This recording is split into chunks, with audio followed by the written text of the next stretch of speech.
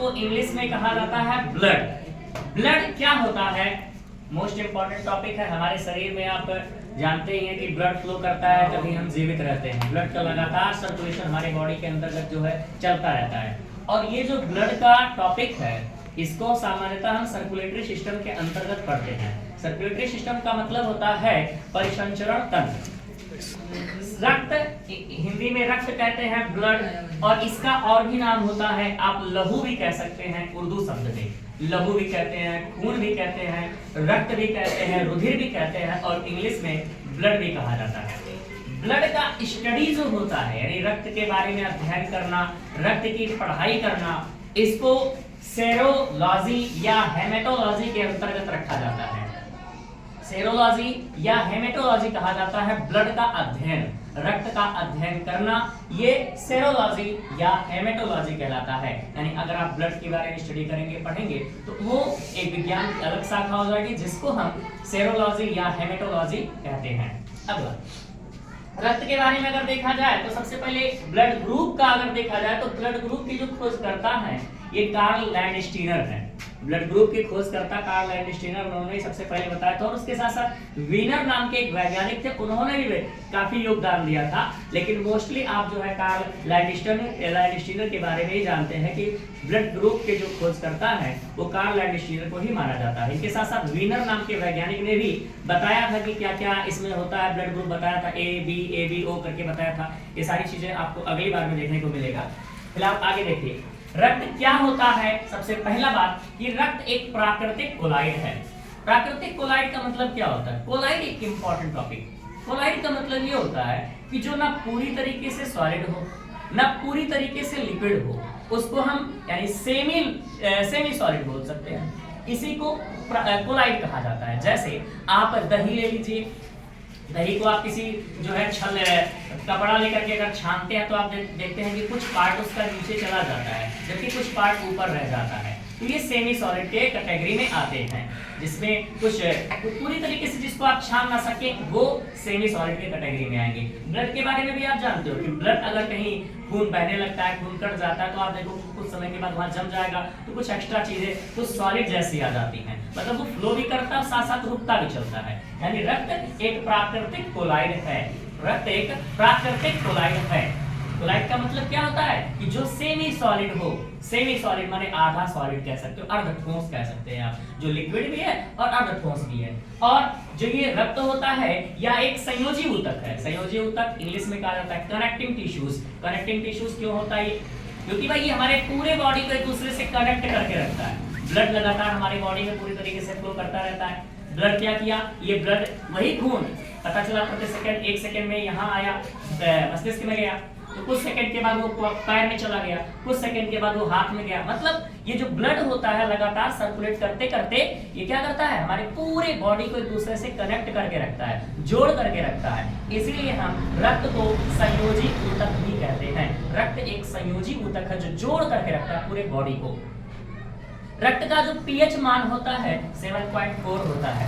आपको पता है अगर किसी भी चीज का पीएच मान 7 से ज्यादा होता है तो वो क्षारीय की कैटेगरी में चला जाता है, और इसका पीएच मान 7.4 होता है अर्थात यह क्षारीय है। और आपने देखा भी होगा कभी कभी भाई अगर आपने ब्लड को टेस्ट किया होगा तो क्षारीय लगता है, कड़वा सा लगता है। और ये सामान्य रूप से देखा जाए तो रक्त जो होता है वो मेल के अंदर, मेल माने पुरुष के अंदर, पुरुष के अंदर लगभग एक सामान्य पुरुष अगर है स्वस्थ है पूरी तरीके से, उसके अंदर कोई प्रकार का रोग वगैरह नहीं है, तो लगभग उसके अंदर 5.5 लीटर खून पाया जाता है मेल के अंदर, और फीमेल के अंदर 5 लीटर पाया जाता है। ये आधे लीटर का जो डिफरेंट आ रहा है, कुछ लोग तो ऐसा मानते हैं कि भाई आधे लीटर का जो डिफरेंट आ रहा है वो महिलाओं के अंदर इसलिए आता है कि महिलाएं जो है वो पुरुष का खून चूस करके बैलेंस कर लेती हैं, इसलिए ऐसा होता है। जबकि ऐसा कुछ रियलिटी नहीं है। मेल के अंदर यानी पुरुष के अंदर 5.5 लीटर खून पाया जाता है, और फीमेल यानी कि स्त्रियों के अंदर 5 लीटर खून पाया जाता है। और आपको पता होना चाहिए मेल के अंदर जो 5.5 लीटर खून पाया जाता है, फीमेल के अंदर 5 ही पाया जाता है। खून में जो खून होता है ये बनता है हीमोग्लोबिन से, और हीमोग्लोबिन जो होता है ये आयरन से बनता है। आयरन का मतलब होता है लोहा, लोहा ठोस होता है, आपको पता है लोहा एक धातु है। यही कारण है ये जो इतने में डिफरेंट आ रहा है, मात्र यही डिफरेंट के कारण आप लोग जानते हैं कि जो महिलाएं होती हैं उनका शरीर थोड़ा सा कोमल या मुलायम होता है, और जो पुरुष होते हैं उनका शरीर थोड़ा सा हार्ड होता है। आपको अगर अंधेरे में भी किसी का कह दिया जाए कि किसी लड़की का या किसी आदमी का, किसी औरत का अगर हाथ आपको पकड़ा दिया जाए, हाथ पकड़ करके आप बता देंगे कि ये हाथ आदमी का है कि औरत का है। रीजन, क्योंकि आदमी का जो हाथ होता है वो थोड़ा हार्ड होता है और औरतों का हाथ, औरतों का शरीर थोड़ा कोमल होता है, मुलायम होता है। इसके पीछे सीधा सा कारण ये है, ये जो ब्लड में कमी होता है इसी की वजह से है। और ब्लड में उपस्थित जो हीमोग्लोबिन होता है इसका भी कारण कहीं ना कहीं है। अगला, ब्लड के बारे में अगर देखा जाए तो ब्लड को स्टोर करने का, स्टोर का मतलब क्या होता है, हमारे शरीर के अंदर ब्लड बनने के बाद अब समस्या ये कि आप बताइए ब्लड बनता कैसे है। ब्लड जो है, ब्लड का निर्माण अस्थि मज्जा के द्वारा होता है, इंग्लिश में बोन मैरो कहते हैं। अस्थि मज्जा के द्वारा ब्लड का निर्माण होता है। जो छोटे, देखिए अस्थि मज्जा का क्या मतलब होता है, आपने कभी मुर्गा या बकरा वगैरह का मांस अगर खाया हो तो हड्डी जब चूसते हैं तो हड्डी के बीच में लगता है कि थोड़ा सा हल्का सा गैपिंग है, तो हड्डी के बीच में जो गैपिंग होता है उसी को अस्थि मज्जा कहते हैं, इंग्लिश में बोन मैरो कहते हैं। तो वो जो अस्थि मज्जा होता है वहीं से ही ह्यूमन के अंदर सामान्य रूप से जो है ब्लड का निर्माण होता है, ब्लड वहीं से बनता है। लेकिन अब सोचने वाली बात ये है कि कोई बच्चा जो पैदा ही नहीं हुआ, माँ के गर्भ में पल रहा है, उसके शरीर में तो अभी हड्डी बनना स्टार्ट हुआ, हड्डी तो अभी बहुत मुलायम है, इतनी मुलायम हड्डी की पता ही नहीं चलता कि कौन चमड़ा है कौन हड्डी, तो उनके अंदर कैसे बनता होगा जिनके अंदर बोन मैरो ही नहीं है, अस्थि मज्जा ही नहीं है, उनके अंदर कहां से बना? उनके अंदर बनता है लीवर से। जो छोटे बच्चे जो गर्भ में होते हैं उनके अंदर जो खून बनता है वो लीवर से बनता है। लीवर माने उनके यकृत भ्रूण, भ्रूण का मतलब जो बच्चा पेट में मां के है उसका भ्रूण का जो खून होता है वो लीवर से बनता है उनके। अगला चीज, अब जो ब्लड होता है इसको, ब्लड को स्टोर करने की जिम्मेदारी, ब्लड स्टोर कहाँ किया जाता है, बन तो गया यहाँ से, लेकिन स्टोर करने का मतलब वो रखा कहाँ जाता है, रहता कहाँ है, तो हमारे शरीर में जो है ये प्लीहा, जिसको तिल्ली हिंदी में कहते हैं, इंग्लिश में स्प्लीन कहा जाता है, तिल्ली या प्लीहा कहा जाता है, यहीं पर ब्लड रहता है, स्टोर किया जाता है। और स्टोर करने के साथ साथ इसको ब्लड बैंक भी कहा जाता है और इसको ग्रेवयार्ड भी कहा जाता है। क्यों? जब हमारे शरीर का अंदर का जब कोई ब्लड खराब हो जाता है, खराब होने के बाद वो ब्लड जाता भी वहीं पर है, वहीं पर उसको दफना दिया जाता है, इसलिए उसको ब्लड का जो है ग्रेवयार्ड भी कहा जाता है, कब्रगाह भी कहा जाता है। और हमारे शरीर के अंदर जो है देखा जाए कोलेस्ट्रॉल एक ऐसा पदार्थ होता है जिसको आप कोई भी फैटी चीज बाजार में जाकर के खाते हैं तो उन फैटी चीजों के अंदर पाया जाता है कोलेस्ट्रॉल। कोलेस्ट्रॉल का काम क्या होता है, हमारे शरीर के अंदर ब्लड में अगर लगातार कोलेस्ट्रॉल की मात्रा अगर एक लिमिट से ज्यादा बढ़ जाएगी तो वो ब्लड को फ्लो करने से रोकता है, वो ब्लड को जाम कर देता है, रोक देता है। ये कोलेस्ट्रॉल कभी जो है कोलेस्ट्रॉल की मात्रा किसी व्यक्ति के अंदर अगर बढ़ जाती है तो वो उसके लिए मृत्यु घातक भी हो सकता है, यानी वो व्यक्ति उसकी मृत्यु भी हो सकती है कोलेस्ट्रॉल की मात्रा बढ़ जाने की वजह से। तो एक ब्लड के अंदर कोलेस्ट्रॉल की लिमिटेड मात्रा, अगर इससे ज्यादा हो गया तो उस व्यक्ति का ब्लड फ्लो करने में दिक्कत होगा, उसको सांस लेने में भी प्रॉब्लम होता है, क्योंकि ब्लड फ्लो नहीं कर पाएगा तो ऑक्सीजन नहीं जाएगा, ऑक्सीजन और CO2 का जो है आवागमन रुक जाएगा, जिसकी वजह से उसको प्रॉब्लम, दुनिया भर के प्रॉब्लम्स हो सकते हैं। तो कोलेस्ट्रॉल की जो मात्रा वो 200 ग्राम पर DL होता है।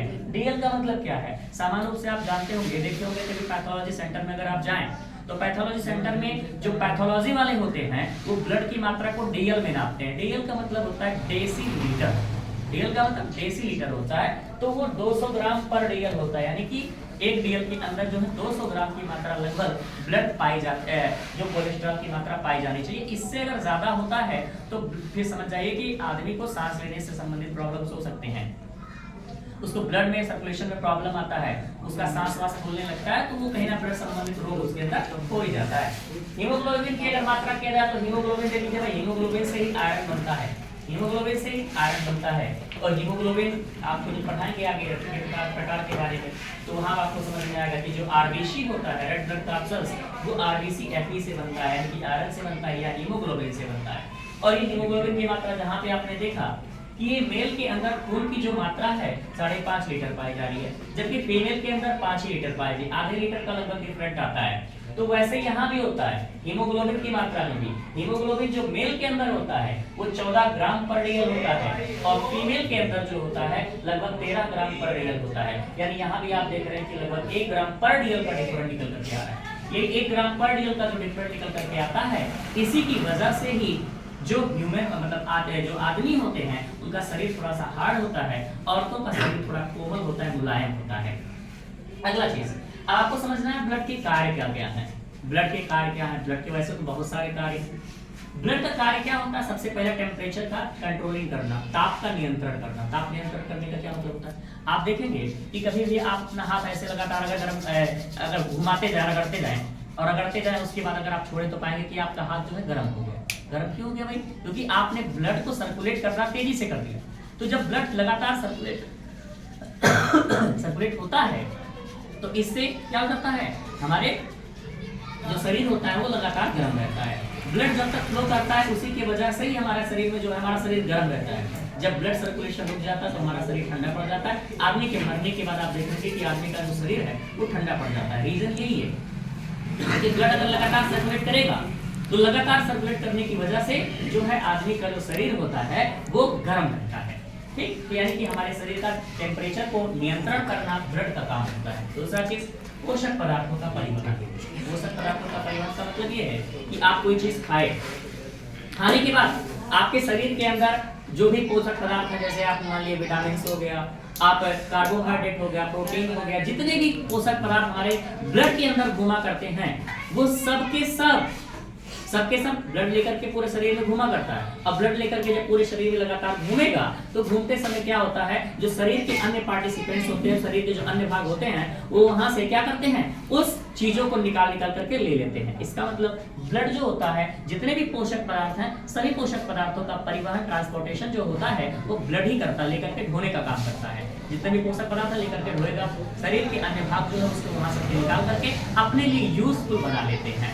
अगला चीज, जो ब्लड होता है ये गैसों O2 और CO2 का भी ट्रांसपोर्टेशन करता है, यानी परिवहन करता है। कैसे? आपको हमने समझाया। हार्ट जो होता है वो क्या करता है, ब्लड को पंप करता है। ब्लड को पंप करेगा, उसके बाद वहां से पहुंचा देगा, जो है पहुंचेगा हमारे जो लंग्स होता है, फेफड़े तक पहुंचेगा। फेफड़ा में हमने आपको बताया था पिछले में कि जो है फेफड़े के अंदर पाया जाता है वायु कोष्ठक। वायु कोष्ठक पे जब पहुंचता है तो वहां से ऑक्सीजन को लेकर के जाता है और CO2 को ला करके छोड़ने का काम करता है। तो O2 को यहां से उठा करके लंग्स से, यानी फेफड़े से उठा करके ऑक्सीजन को लेकर के पूरे बॉडी में लेकर के घुमाना और पूरे बॉडी से कार्बन डाइऑक्साइड को लेकर के उस फेफड़े के पास ला करके वापस छोड़ना, ये काम जो होता है ये भी ब्लड का ही होता है। ब्लड ही ऑक्सीजन और CO2 को पूरे बॉडी में लेकर के ट्रांसपोर्टेशन करता है, इधर घुमाता रहता है। अगला चीज, उत्सर्जी पदार्थों का परिवहन। उत्सर्जी पदार्थों का परिवहन का तात्पर्य है कि हमारे शरीर के अंदर जो भी अनुपयोगी पदार्थ होते हैं, जो बेकार की चीजें हैं, जो बेकार के पदार्थ होते हैं, उनको भी हमारा ब्लड लेकर के घूमता रहता है और चिल्लाता रहता है कि देखो भाई हमारे पास खराब पदार्थ है, इसको जिसको जरूरत हो ले लो। तो ये किडनी के पास जब जाएगा तो किडनी क्या करेगा, उसको बाहर ले, उसको छान लेगा। किडनी के पास जब ब्लड जाएगा तो किडनी इन सभी फालतू चीजों को, उत्सर्जी पदार्थों को ब्लड के अंदर से छान लेता है और ब्लड के अंदर से छान करके रख लेगा अपने पास और बाकी ब्लड को वापस कर देगा। बाकी ब्लड जाएगा, फिर से दोबारा उत्सर्जी पदार्थों को लेकर के आएगा किडनी के पास, फिर किडनी उसको ले लेता है। तो इस प्रकार से जो है जितने भी उत्सर्जी पदार्थ होते हैं, फालतू पदार्थ होते हैं, वर्ज्य पदार्थ होते हैं, उनको किडनी ब्लड से छान लेता है और उसको मलमूत्र के द्वारा जो है बाहर कर देता है, पेशाब के द्वारा बाहर कर सकता है। उत्सर्जी पदार्थों का परिवहन आपने देख लिया। और उसके बाद सबसे इंपॉर्टेंट बात आप समझना चाहिए कि भाई देखो, दूध का जो पीएच मान होता है वो 6.4 होता है। दूध 6.4 हल्का अम्लीय, और खून का जो पीएच मान है वो 7.4 होता है। बहुत सारे कॉम्पिटिटिव एग्जाम्स में अक्सर ये दोनों पूछे जाते हैं कि ब्लड का पीएच मान क्या है और जो है रक्त और जो है दूध का पीएच मान क्या होता है। दूध का पीएच मान 6.4 यानी हल्का अम्लीय और खून का पीएच मान 7.4 यानी हल्का क्षारीय। और रक्त परिसंचरण तंत्र का जो खोज होता है, रक्त परिसंचरण तंत्र का मतलब हमारे शरीर के अंदर पूरा ब्लड कैसे सर्कुलेट करता है, कैसे कैसे आगे बढ़ता है, इन सब का पता सर्वप्रथम लगाया था विलियम हार्वे। विलियम हार्वे नामक वैज्ञानिक ने रक्त परिसंचरण तंत्र की खोज की थी। चलिए ठीक है।